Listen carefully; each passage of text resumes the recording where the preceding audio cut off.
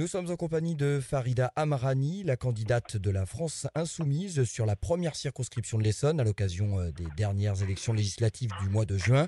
Circonscription qui, je le reprécise, regroupe principalement Évry et Corbeil pour synthétiser. Alors officiellement, vous avez été battu de seulement 139 voix par Manuel Valls au second tour, défaite que vous contestez et vous venez de déposer un recours en ce sens devant le Conseil constitutionnel. Alors aujourd'hui, plus de 2 semaines après le scrutin, qu'avez-vous précisément à dire? Qu'est-ce qui n'a pas été clair à l'occasion de ce second tour? Déjà, bonjour à tous et à toutes. Effectivement, pour nous, déjà, je tiens à le préciser, c'est pas une défaite, c'est une victoire. C'est-à-dire que 139 voix d'écart face à l'ex-premier ministre, à celui qui a été ministre de l'Intérieur et celui qui tient la ville d'Évry aujourd'hui encore. Pour nous, c'est pas du tout une défaite, au contraire, c'est une victoire dans un premier temps. Mais nous, ce qui nous importait, c'est que la démocratie soit respectée, et notamment la volonté de nos électeurs de la première circonscription. Donc, on a déposé, comme vous l'avez dit, un recours mercredi dernier auprès du Conseil constitutionnel. Donc, dans ce recours, il y a quand même plusieurs choses, c'est-à-dire que quand on fait un recours, il faut avoir des preuves, des choses bien concrètes, etc. On a passé avec plus de 20 personnes, 20 citoyens de la circonscription qui ont passé leur temps, en fait, pendant 10 jours à la préfecture pour récolter toutes les différentes preuves. Donc effectivement, on a plus de 100 signatures qui ne correspondent pas du tout entre le premier et le second tour. Sur l'émargement, c'est ça? Sur l'émargement, tout à fait. Ouais. Donc on a également des signatures qui sont dans un premier temps faites au crayon à papier, et ensuite on repasse dessus en stylo vert. Donc il n'y en a pas qu'une, il y en a plusieurs, bien entendu. Et Donc notamment là, juste, excusez-moi, ce qui Oui. peut laisser penser qu'elles ont été faites avant l'élection et repassées pour... On peut appeler ça un calque. En tout cas, D'accord. c'est comme ça que l'avocat le met en avant. Donc voilà. Ouais. Après, nous, on n'y était pas, donc on ne peut pas savoir comment ça s'est passé. Mais en tout cas, on a certains doutes. D'accord. Donc nous, c'est pour lever les doutes, tout simplement. Ça Pour lever représente ces combien de doutes, signatures, là, sur ce que vous nous dites, à peu près? pour les signatures Ouais. qui sont différentes entre le premier et le second tour, Ouais. il y en a plus d'une centaine. D'accord. Voilà, 110 exactement. Donc il y a ces signatures, il y a d'autres éléments aussi Il y a dans d'autres votre éléments, dossier. effectivement, puisque il y a un de vos confrères qui a fait tout un reportage, en tout cas, qui a fait une enquête et qui retrouve à peu près les mêmes choses que nous, on a mis dans notre dossier. Donc, il y a effectivement, entre le premier tour et le second tour, 23 nouveaux inscrits qui surgissent sur la liste électorale de la première circonscription. En soi, c'est pas problématique, sauf que là, c'est sur un seul et même bureau. Donc, on se pose la question là aussi. C'est À une Évry, question. Non, à Courcouronnes. à Courcouronnes, Et d'accord. là, on se pose la question, donc on demande juste à vérifier. Voilà. Donc ça, c'est un élément supplémentaire. Donc vous vous rendez compte que tous les éléments mis bout à bout fait qu'on se pose des questions sur la façon dont se sont passés, en tout cas, s'est passé le second tour de cette élection. On a entendu aussi parler dans la presse de photos, de vidéos, de pression. Est-ce que ce sont des choses concrètes qui sont dans le dossier aujourd'hui ou pas? Alors, il y a des attestations, bien entendu, il y a des attestations qui ont été faites parce que quand on atteste, on donne sa carte d'identité, c'est quelque chose de bien précis.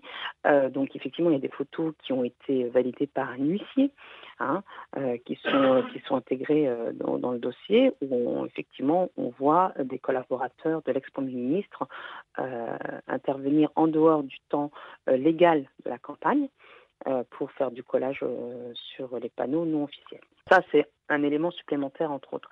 Effectivement, on a eu, personnellement, moi, le vendredi, avant le second tour, j'ai un agent ou une personne, en tout cas, de l'ex-premier ministre, de son staff, est venu me voir sur le marché de Corbeil et vraiment collé visage contre visage et qui me dit « Faites attention, vous êtes à Corbeil ici, donc voilà, attention, gardez vos gars, faites attention, Donc c'est quelque chose que j'ai pris moi comme une agression, c'est-à-dire qu'on était en train de distribuer notre axe et une pression qui arrivait en disant faites attention, on est à Corbeil. Ça veut dire quoi? On a fait attention, on est à Corbeil, on est sur une ville comme une autre, en tout cas de la circonscription.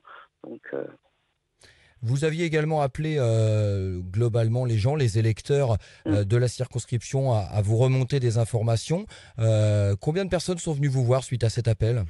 Écoutez, on a plusieurs attestations là en tête. Je ne pourrais pas vous les donner puisque je ne les ai pas en tête comme ça, mais il y en a plusieurs, et notamment de scrutateurs donc, qui sont présentés en tant qu'indépendants, en tant que citoyens, et qui nous ont fait remonter des choses un petit peu, et notamment sur un bureau en particulier où 43, en fait, on fait des tables de 100, et une pile de 43 enveloppes ont été comptées ailleurs, pas avec le reste. Donc on ne sait pas par qui, on ne sait pas comment. Sur un bureau d'Evry ? Oui. D'accord. Voilà. Est-ce qu'il y a d'autres éléments encore que vous avez pu déposer dans votre dossier, ou globalement, voilà, ce sont l'ensemble des éléments dont vous venez de nous parler ? Après, effectivement, il y a des attestations qui attestent aussi le fait qu'une urne soit ouverte sans la présence de la seconde clé qui a été remise à un de mes assesseurs. D'accord. Donc ça également sur un bureau sur la ville d'Evry. Donc, et vous comprendrez que il y a quand même plusieurs attestations de personnes qui habitent Evry, et pour éviter qu'on leur mette la pression ou qu'elles soient donc elles seront entendues en tout cas en tant que témoins, je pense. Je pense que la justice fera son travail correctement et qu'ils seront amenés à être entendus. Clairement, selon vous, aujourd'hui, on peut parler de triche ? Je ne sais pas si on peut pas être triche. Moi, tout ce que en tout cas nous on a relevé, c'est des problématiques en tout cas, et c'est des choses nous on demande à vérifier. Voilà, on a des doutes sur le fonctionnement, donc on demande à vérifier tout simplement. Manuel Valls, de son côté, bien évidemment, a démenti, conteste. Bien sûr. Voilà, quel est votre regard sur son positionnement, lui ? Écoutez, je comprends, je pense que ça ne doit pas être facile pour lui, justement. Mais bon, après, les faits sont là. Aujourd'hui, en tout cas, nous, on a déposé un recours, c'est un droit qu'on a, et on demande en tout cas à être vérifié. Mais nous, on est serein, c'est-à-dire qu'on est vraiment serein, contrairement à son équipe qui continue à nous insulter par Facebook et par les réseaux sociaux. Mais on comprend, on peut les comprendre. Donc, qu'ils ne soient pas tranquilles. En tout cas, nous, on est très sereins. Vous pensez que les choses aient pu être faites à son insu ? Oui, je pense. Oui, peut-être, oui. Probablement. Il y a eu, on l'a vu évidemment, pas mal d'agitation au soir du second tour, au moment où Manuel Valls a proclamé ses Oui. résultats. Est-ce que vous regrettez cette agitation ? Bien entendu qu'on retient cette agitation.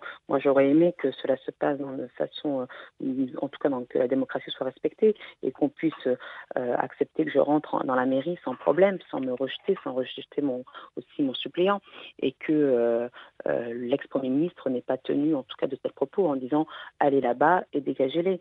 Donc, c'est à partir de ce moment-là que tout a dégénéré. Et la virulence aussi de vos partisans, du coup, vous, elle est La compréhensible et excusable, c'est ça ? Elle n'est pas en fait, nous, on est juste arrivés en disant on veut recompter, parce qu'on savait qu'il y avait un recomptage qui a été fait, Oui. et sans notre présence. Donc nous, quand on est arrivé, on a voulu aller au bureau centralisateur, juste pour vérifier. On nous a empêchés de le faire. Donc vous comprendrez aisément que quand on vous empêche, et quand l'ex-premier ministre s'auto-déclare, en tout cas à ce moment-là, quand on est arrivé en plein milieu de son discours. On l'a pas fait, c'était pas du tout calculé en tout cas. Et quand on nous refuse l'accès à la maison commune, c'est la maison du peuple, déjà on ne comprend pas très bien pourquoi.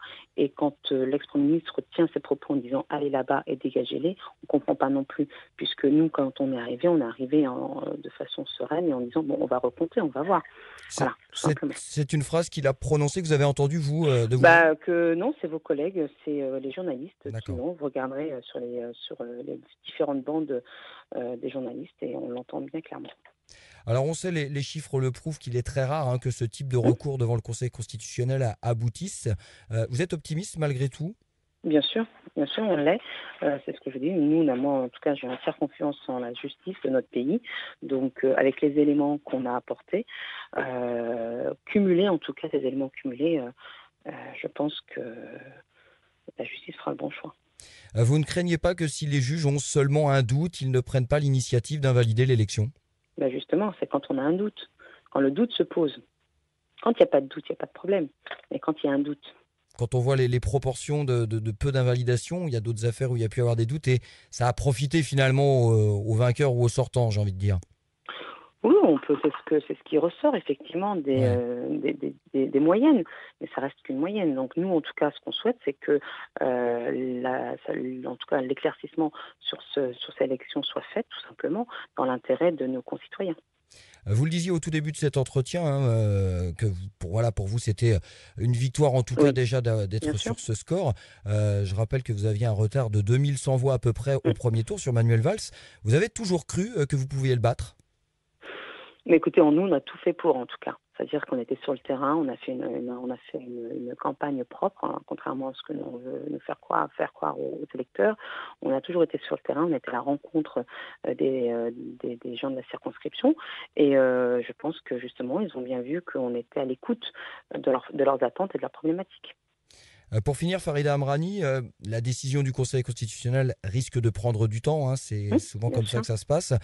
Aujourd'hui, Manuel Valls siège à l'Assemblée nationale. Mm. Est-ce que vous le reconnaissez comme le député de la première circonscription de l'Essonne? Écoutez, pour l'instant, c'est justement le problème, c'est que c'est pas suspensif. Donc Oui. effectivement, pour l'instant, tant que c'est pas suspensif, il l'est. Donc on verra pour combien de temps, en tout cas, il restera. Il y a eu une volonté de m'humilier